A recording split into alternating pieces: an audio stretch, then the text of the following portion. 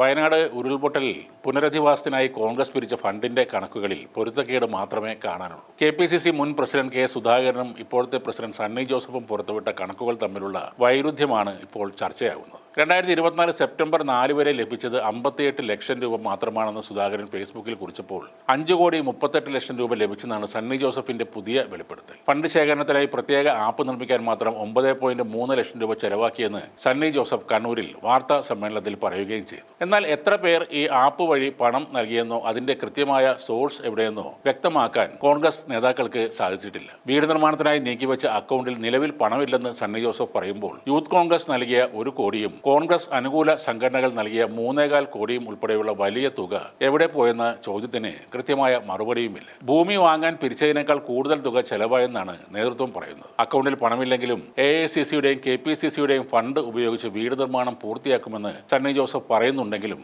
അതിൽ വ്യക്തതയില്ല. K. സുധാകരന്റെയും VS ജോയിയുടെയും പേജുകളിൽ വന്ന വ്യത്യസ്ത കണക്കുകൾ കൂടി പുറത്തു വന്നതോടെ ഫണ്ട് വിനിയോഗത്തിൽ വലിയ തോതിലുള്ള ക്രമക്കേട് നടന്നുവെന്ന ആരോപണം ശക്തമായിരിക്കുകയാണ്. വരാനിരിക്കുന്ന നിയമസഭാ തെരഞ്ഞെടുപ്പ് പ്രചാരണ വേളയിൽ വയനാട് ഫണ്ടിലെ ഈ അവ്യക്തത കോൺഗ്രസിനെ പ്രതിരോധത്തിലാക്കും എന്നത് തീർച്ചയാണ്. സ്റ്റേ വിത്ത് വയനാട് എന്നൊരു ആപ്പ് വഴി കോൺഗ്രസ് പണം പിരിച്ചിരുന്നു. പിന്നീട് ആ ആപ്പ് ഒറ്റയടിക്ക് അപ്രത്യക്ഷമായി. അതിനു മുമ്പ് ആപ്പിലൂടെ മാത്രം പിരിഞ്ഞ തുക 54,49,70,78,056 രൂപ എന്ന് ആപ്പിൽ കാണിച്ചിരുന്നു എന്നാണ് പറയുന്നത്. ആപ്പ് മുക്കാനുള്ള കാരണവും മിക്കവാറും അതുതന്നെയായിരിക്കും. 5 കോടി വസ്തു വാങ്ങാൻ ചിലവാക്കിയെങ്കിൽ ആപ്പ് വഴി മാത്രം പിരിച്ച 54,49,70,78,056 രൂപയിൽ ബാക്കി എവിടെ എന്നതിന് ഉത്തരം വേണം. വീട് പണിയാൻ പണം ബാക്കിയില്ലെങ്കിൽ ഫണ്ടുണ്ടെന്നും വീടിൻ്റെ പണി നടന്നുകൊണ്ടിരിക്കുന്നു എന്നുമൊക്കെ VD സതീശൻ വിളിച്ചു പറഞ്ഞതിൻ്റെ സത്യാവസ്ഥ എന്താണ് എന്നുകൂടി അറിയിക്കണം. മൊത്തം 24 പേരുടെ സോഷ്യൽ മീഡിയ പോസ്റ്റുകൾ മാത്രം നോക്കിയപ്പോൾ തന്നെ ഏകദേശം 3.17 കോടി രൂപ സമാഹരിച്ചിട്ടുണ്ടെന്ന് കാണാൻ കഴിയും. ഇത്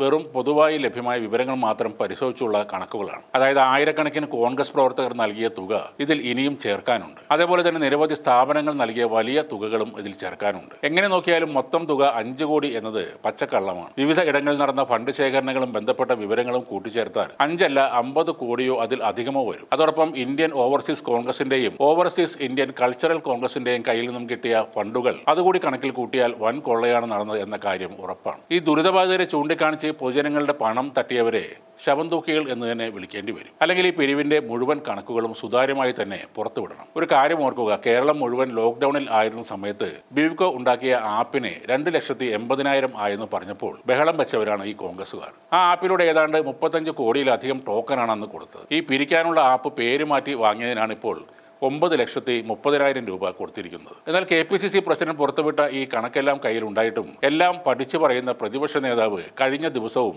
ഞങ്ങൾ വയനാട്ടിൽ വീട് പണി തുടങ്ങി എന്ന് ജനങ്ങളോട് പറഞ്ഞത് എന്തിനാണ്? അതുകൊണ്ട് തന്നെയാണ് ഇയാളെ നുണേശൻ എന്ന് വിളിക്കുന്നത്. കോൺഗ്രസുകാരാണ് ഇവിടെ ഭരിച്ചിരുന്നെങ്കിൽ 2017 ഓഖി ചുഴലിക്കാറ്റ്, 2018 19 ഉണ്ടായ പ്രളയങ്ങൾ, 2 വർഷത്തോളം നീണ്ടുനിന്ന കോവിഡ് കാലം, പിന്നീട് വയനാട്ടിലുണ്ടായ ഈ ദുരന്തമൊക്കെ എങ്ങനെ കൈകാര്യം ചെയ്യുമെന്ന് കൂടെ ഒന്ന് ചിന്തിക്കുക. കട്ടുമുടിച്ചിരിക്കുമെന്നതിൽ ഒരു സംശയവും വേണ്ട. ഇവർക്ക് നന്നായി ചെയ്യാൻ അറിയാവുന്ന ഒരേ ഒരു പണിയും അതുമാത്രമാണ്.